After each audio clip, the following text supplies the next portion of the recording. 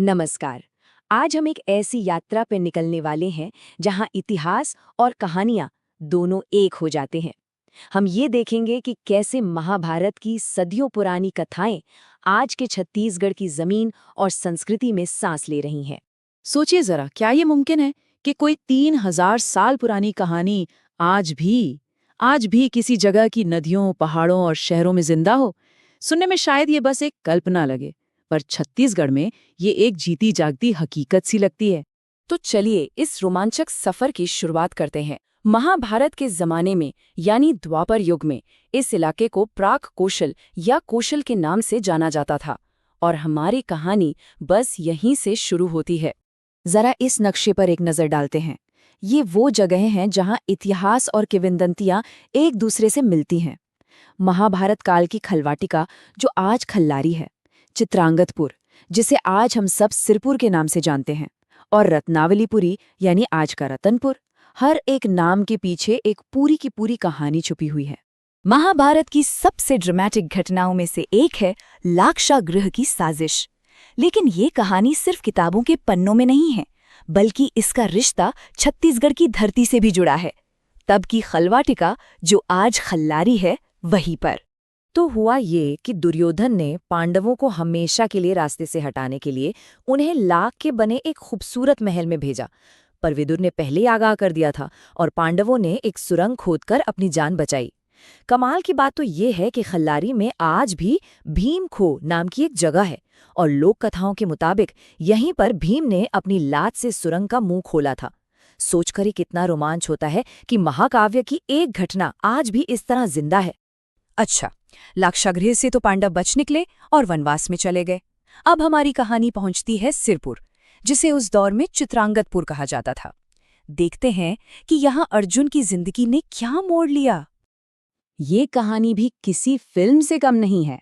अर्जुन ने राजा चित्रांगद के बेटी चित्रांगदा से शादी की। उनका एक बेटा हुआ बब्रुवाहन। फिर सालों बाद अश्वमेध यज्ञ के दौरान बब्रुवाहन ने ही अपने पिता के यज्ञ का घोड़ा रोक लिया। पिता पुत्र में एक भयानक युद्ध हुआ और अर्जुन मारे गए। लेकिन फिर नागकन्या उलूपी ने नागमणि की मदद से उन्हें दोबारा जिंदा कर दिया और इसी एक घटना ने सिरपुर को हमेशा हमेशा के लिए महाभारत से जोड़ दिया। अब चलते हैं अपनी यात्रा के आखिरी पड़ाव रतनपुर की ओर। उस जमाने में इसे रत्नावलीपुरी कहते थे। यहाँ भक्ति की एक ऐसी परीक्षा हुई जिसकी मिसाल आज तक दी जाती है। ये कहानी है राजा मोरध्वज की। इस कथा के मुताबिक भगवान कृष्ण और अर्जुन एक बूढ़े ब्राह्मण और उसके बेटे का वेश बनाकर राजा मोरध्वज के पास पहुंचे। उन्होंने कहा कि उनका शेर भूखा है और उसे राजा के बेटे ताम्रध्वज का आधा शरीर चाहिए। कोई सोच भी सकता है कि एक पिता के लिए ये सुनना कितना मुश्किल रहा होगा, पर राजा और रानी बिना एक पल सोचे इसके लिए तैयार हो गए। अभी तक हमने जो कहानियां सुनी वो इस जमीन की आत्मा में बसी हैं, लेकिन क्या इस धरती के पत्थर कुछ और कहते हैं? क्या इन जगहों का इतिहास सिर्फ महाकाव्य ही है? आइए अब कहानी में एक नया मोड़ लाते हैं। जैसा कि हमने सुना, लोक कथाएं तो यही कहती हैं कि सिरपुर अर्जुन के बेटे बब्रुवाहन की राजधानी थी और ये कहानी यहाँ की संस्कृति का एक बहुत जरूरी हिस्सा है। लेकिन जब इतिहासकार इस धरती की परतें हटाते हैं तो उन्हें एक बिल्कुल अलग कहानी मिलती है। ऐतिहासिक सबूतों के मुताबिक सिरपुर पांडुवंशी राजाओं की राजधानी थी। तो अब हमारे सामने दो अलग अलग कहानियां हैं। किस पर यकीन किया जाए? ये स्लाइड तो एक बिल्कुल अलग ही तस्वीर दिखाती है। मौर्य, सातवाहन, गुप्त और फिर पांडुवंशी, इन राजवंशों ने दक्षिण कोसल पर राज किया। यहाँ तो राजा मोरध्वज या बब्रुवाहन का कोई जिक्र ही नहीं है। तो क्या महाकाव्य की कहानियां सिर्फ कल्पना है? पांडुवंशियों ने तो सिरपुर को एक बहुत बड़ा सांस्कृतिक केंद्र बना दिया था। उन्होंने मशहूर लक्ष्मण मंदिर बनवाया और उनके शासन को छत्तीसगढ़ के इतिहास का स्वर्ण युग भी कहा जाता है। ये एक ऐसा ऐतिहासिक सच है जिसे झुटलाया नहीं जा सकता। तो अब सवाल यही उठता है कि इन दो अलग अलग हकीकतों को कैसे समझा जाए। एक तरफ महाकाव्य की अमर कहानियां हैं और दूसरी तरफ है ठोस ऐतिहासिक सबूत। तो क्या इनमें से एक सच है और दूसरा झूठ, या फिर जवाब कहीं और ही छिपा है, शायद इन दोनों के बीच? लगता है इसका जवाब हमें पत्थरों में नहीं बल्कि यहाँ की जीती जागती संस्कृति में मिलेगा। जवाब छिपा है उन कथावाचकों के गीतों में जो पीढ़ी दर पीढ़ी गाए जा रहे हैं। तो मिलिए पंडवानी से। ये सिर्फ एक लोक कला नहीं है, बल्कि ये वो धागा है जिसने महाभारत की कहानियों को छत्तीसगढ़ में सदियों से जिंदा रखा है।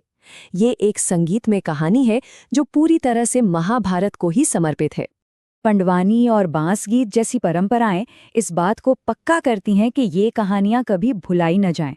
जैसे बांस गीत तो खास तौर पर राजा मोरध्वज की ही कहानी पर आधारित है।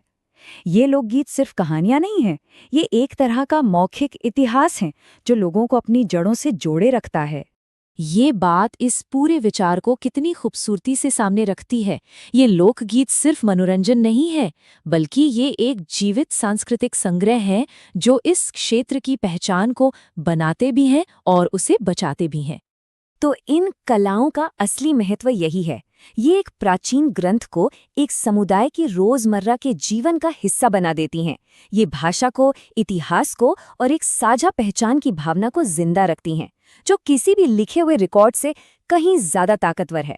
तो अब हम आते हैं अपने निष्कर्ष पर, जहां महाकाव्य की कहानियां और इतिहास के तथ्य दोनों मिलकर एक ज्यादा गहरी सच्चाई को सामने लाते हैं।